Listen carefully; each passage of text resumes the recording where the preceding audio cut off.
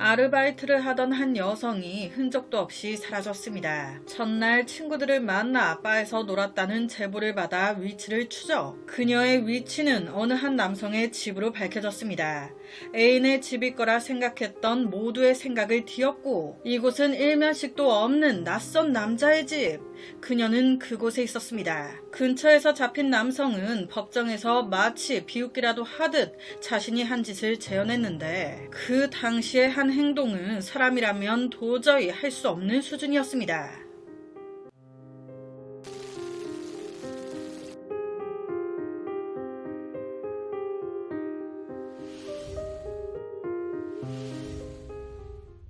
2016년 1월 30일 영국 잉글랜드의 노샘프턴에서 한 바를 운영하던 사장님은 이날 연신 한숨을 내쉬며 어디론가 통화를 합니다. 하지만 통화 연결은 끝내 안 돼요. 사장님이 애타게 전화를 걸던 사람은 바로 그의 아르바이트생 인디아가 이날 무단 결근을 한 거예요. 한 번도 지각도 안 하던 앤데 연락도 없이 출근도 안 하고 전화도 안 받고. 여기서 인디아는요, 바에서 아르바이트를 하고 있긴 했지만 곧 9급 구조사로 일을 할 예정이었습니다. 취업까지 된 상태였는데 이제 첫 출근 날까지 시간이 좀 남았던 거예요. 그래서 그 틈에 이 아르바이트를 하고 있는 상태였습니다. 그녀의 근무 태도는 앞서 말했듯이 지각 한 번 한 적이 없었어요. 매우 성실했고 성격도 밝아 모두와 친했습니다. 이런 그녀가 무단 결근 한 번도 한 적이 없었다고.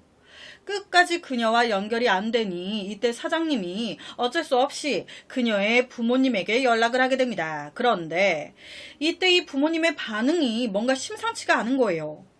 저희 딸이 출근을 안 했다고요?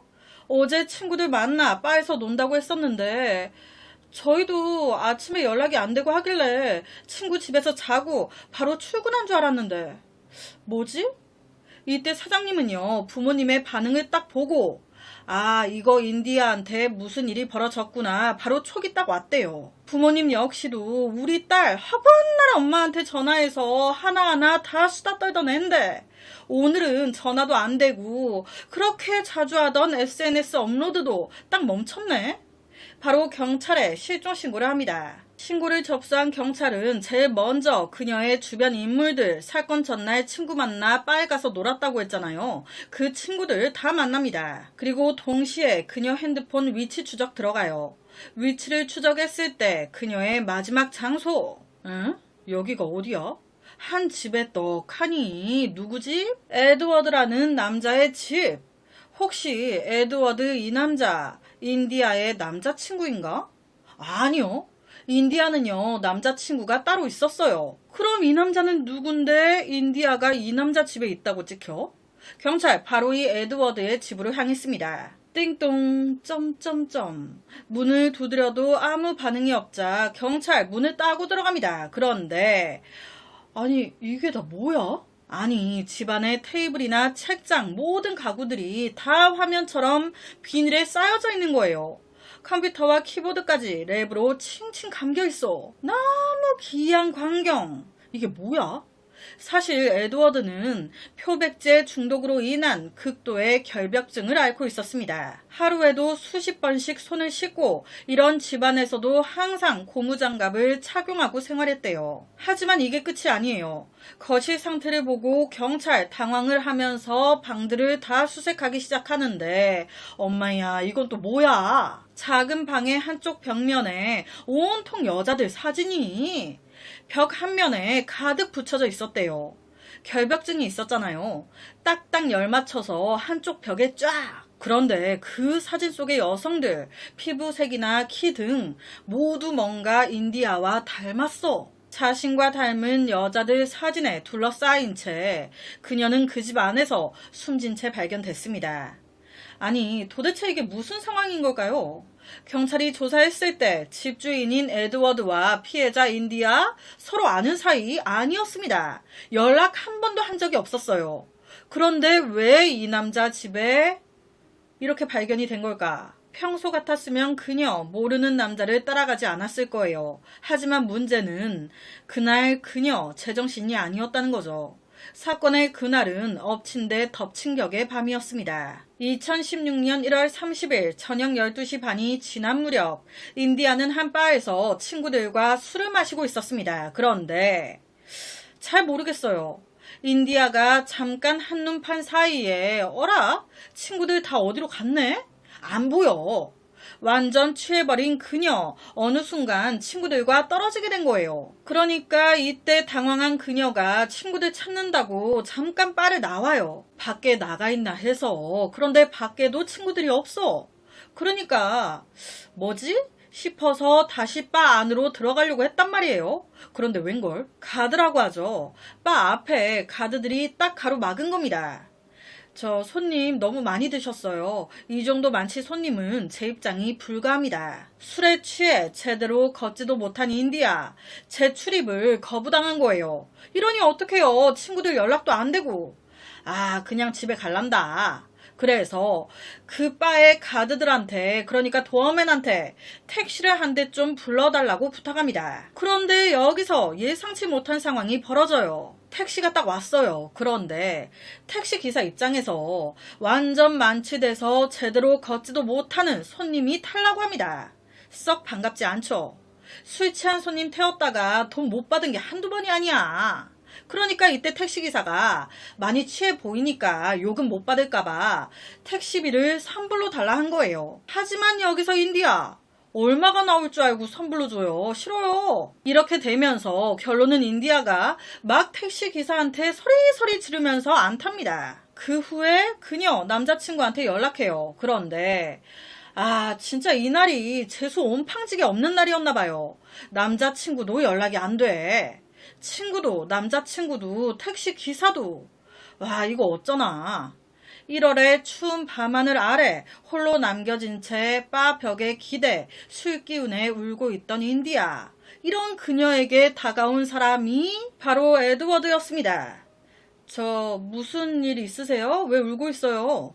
되게 걱정스러운 얼굴로, 너무 선한 얼굴로 인디아는 술 기운에 처음 보는 남자 에드워드한테 자신의 모든 상황을 얘기합니다. 제가요 친구들 만나 술을 먹었는데요. 샬라샬라 해서 저찌저찌 해서 저 집에 가고 싶은데 어떻게 해야 될지 모르겠어요. 이 모든 말을 들은 에드워드. 아, 그래요? 많이 취해 보이기도 하는데 제가 도와줄게요. 집이 어디예요? 내가 데려다 줄게요. 처음 만난 데다 나이 차이도 뚜렷이 보이는 에드워드 말에 인디아는 처음에 망설였어요. 아, 괜찮아요. 제가 알아서 갈게요. 그런데 이 남자 끈질기게 설득하는 거예요. 아유, 이 상태로 어떻게 간다는 거예요. 택시도 거부했다면서요. 그냥 믿고 같이 가요. 그렇게 계속되는 설득에 결국 인디아 안 돼. 에드워드와 함께 택시에 타고 맙니다. 약 30분 후 인디아 도착했어요. 내립시다. 그런데 우리 집이 아니야. 에드워드 지네 집인 거예요. 이때까지도 그녀는 자신이 이 남자 집 안에서 생을 마감하게 될 거라고는 꿈에도 상상도 못했겠죠. 사건 발생 후 경찰이 에드워드 집을 찾아갔었잖아요. 그때 집안에 에드워드 없었어요. 인디아만 있었죠. 아, 얘 범행하고 도망갔구나. 아니요. 이 시간 에드워드 집 근처 호텔에서 맥주 한잔 하면서 TV 보고 있었습니다. 도주할 생각 1도 없었어요. 바로 다음날 그 호텔을 알아내 그를 체포하는데 체포할 때도 얘는 전혀 당황 안 합니다. 두려워하지도 않아요. 그럼 왜 집을 놔두고 호텔로 간 거야? 그냥 쉬려고. 집안에 인디아가 있으니까 여간 신경이 쓰여서 말이지. 체포된 후에 그는요 진짜 짜증나게 자신이 죽이지 않았다며 살해 혐의를 부인합니다. 에드워드 왈. 그날 밤 인디아가 저한테 갑자기 키스를 했어요. 키스하면서 막 저한테 관계하자고. 저야 뭐 이렇게 나와주면 땡큐죠. 그렇게 관계를 가지는데 갑자기 그녀가 자기 막 강하게 눌러달라고 목을. 그래서 저는 그녀 말대로 했는데 이렇게 된 거예요. 전 죽일 생각 없었어요. 처음에 저는요 자는 줄 알았다니까요. 다음날 아침이 됐는데도 움직임이 없어. 그때서야 죽은 걸 알았고 여간 신경 쓰이길래 그냥 근처 호텔로 가서 편히 쉬려고 왔던 거예요. 와, 여러분 이 말 믿음이 가시나요? 인디아가 갑자기 먼저 막 키스를 했다? 쥐가 억지로 괜찮다는 여자 꼬드겨가지고 강제로 자기 집에 데리고 와놓고 상대가 먼저 유혹했다? 이건 말이 안 되잖아요. 마치 인디아가 자기한테 호감이 있었던 것처럼.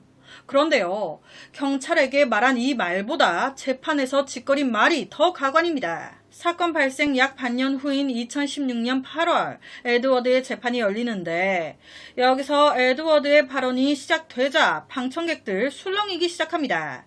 그러면서 법정 분위기가 되게 이상해져요. 저는 그녀가 그렇게 적극적으로 나올 줄은 몰랐어요. 딱 인디아다운 행동이다 생각하긴 했지만 말이에요. 집에 들어서자마자 나한테 막 키스를 하면서 만져대기 시작하는데 와 미치겠더라고요. 그래서 제가 얘를 이렇게 저렇게 만지고 얘도 막 나를 이렇게 저렇게 하고 법정에서 갑자기 막 이런 말을. 이때 에드워드는요. 약간 자기가 피고인이라는 걸 잊어버린 듯 했습니다. 그저 자신의 이런 얘기를 들어주는 사람이 있다라는 거에 마냥 신나가지고 그날 밤의 이야기를 하나하나 다 하는 것 같은? 이때 그는요 웃고 있었어요. 이때 어떻게 자세를 취하면서 했는지까지 그 관계에 대한 상세한 얘기까지 다 하니까 듣기 싫잖아요. 그러니까 판사가 간결하게 말해라 주의를 줬습니다. 그럼에도 얘는 듣지 않아요. 마냥 좋아 재밌어. 판사님, 저도 인디아를 나쁘게 얘기하고 싶지 않아요. 인디아는요 예전부터 그랬어요. 항상 저한테 호감을 표시해왔죠. 사랑한다고. 아무래도 그날 이때가 기회다라고 생각을 했던 것 같아요. 저와 스킨십을 할 수 있는 기회. 여러분, 이 말이 좀 이상하지 않나요? 인디아와 에드워드는 사건의 그날 처음 만난 사이였습니다. 그런데 지금 에드워드의 말은 처음 만난 사이의 말이 아니에요. 예전부터 그녀가 나에게 호감을 표시해왔다. 그는 마치 예전부터 그녀의 성적 취향까지도 모두 알고 있었던 것처럼 음흉한 미소를 지으면서 관계 상황까지 모든 걸 얘기했습니다. 그녀의 몸짓까지 재현해 보이면서 말이죠. 에드워드의 지나치게 노골적인 행동에 재판은 잠시 중단됐습니다. 관계자 모두가 얼굴을 찌푸릴 수밖에 없는 싸늘한 분위기 속에서 딱 한 명, 에드워드만 웃고 있었어요. 여러분이 짐작하시는 대로 인디아가 날 좋아했다, 집에 오자마자 그녀가 먼저 날 유혹했다 등등 이 모든 이야기 그의 망상이었습니다. 거짓말. 서로 합의하에 했다면서 왜 그녀 머리에 둔기에 의한 외상이 있습니까? 부검 결과 그녀의 몸에서 수많은 멍과 자상이 발견됐습니다. 즉 사망 전 심한 폭행을 당했다는 거예요. 거기다 인디아의 손톱에서 에드워드의 혈액이 나옵니다. 플러스로 에드워드의 목에 긁힌 자국까지. 그녀 살기 위해 발버둥을 쳤었다는 거죠. 누가 봐도 이건 서로 합의하에 이루어진 관계가 아니었어. 또한 사망 당시 인디아 엄청 취한 상태였어요. 검찰은요. 사랑이 담긴 행위를 할 수 있는 상태가 아니었다고 주장했습니다. 다 제 망상이다. 거짓말이다. 또라이다. 그렇다면 지금 에드워드 자기 죄를 깎기 위해 의도적으로 거짓말을 하는 걸까요? 아니면 그냥 망상증, 병을 앓고 있는 남자인 걸까? 제가 앞서 이런 말을 했습니다.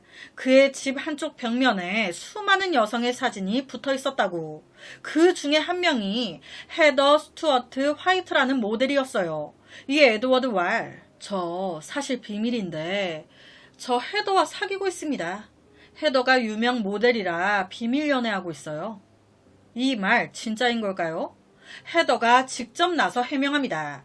난 저런 남자 몰라요. 어머 뭐야 또라이야? 에드워드는 끝까지 죄를 인정하지 않습니다. 서로 합의하에 했다. 그녀가 먼저 날 꼬드겼다. 그녀의 성적 취향이 약간 고통받으면서 희열을 느끼다 보니 나에게 목을 이렇게 해달라고 했고 그 과정에서 사고로 죽은 거다. 아, 에드워드, 거짓말을 하는 걸까요? 아니면 진짜 망상증에 걸린 걸까? 사실 에드워드는요, 이 사건 이전에도 여러 차례 불법적이거나 위험한 행동을 한 적이 있었습니다. 강제로 키스를 당할 뻔했다거나 헤더 마냥 안 사귀는데 사귄다고 이상한 소문을 퍼뜨리기도 했고 약간 여러 가지로 피해를 입은 여성들이 많았어요. 이런 증언들을 봤을 때 에드워드를 그냥 방치했다면 인디아처럼 목숨을 잃은 여성이 여럿 나오는 것도 시간 문제였을지 모릅니다. 결론은 에드워드, 정신병이 있든 어쩌든 사람이 죽었어요. 죄는 정신병이 있든 없든 받아야죠. 에드워드, 최소 30년 가석방이 없는 종신형이 선고됩니다. 우린 모두가 알고 있습니다. 처음 만난 남자가, 아니 이성이 집까지 데려다 주겠다고 하면 절대 따라가면 안 된다는 거. 그녀 역시도 잘 알고 있었어요. 하지만 혼자 술을 마시고 있으면, 술에 만취한 사람이 있으면 그 틈을 노리는 늑대 여우들 또한 분명히 있습니다. 그들의 표적이 우리가 될 수도 있어요. 술은 늘 적당히. 오늘 제가 준비한 사건은 여기까지입니다. 어떻게 들으셨나요? 오늘 사건에 대한 여러분의 의견 많이 남겨주세요. 댓글과 좋아요는 제가 준비하는데 정말 많은 힘이 됩니다. 공감되는 댓글은 제가 꼭 상단에 고정시켜 놓겠습니다. 매일 저녁 9시 모미지 업로드 구독과 좋아요, 그리고 새로운 영상이 업로드 될 때마다 띠링띠링 알려주는 알람 설정까지 한 번씩 부탁드립니다. 내일 저녁 또 다른 사건으로 찾아뵙겠습니다. 내일 봬용.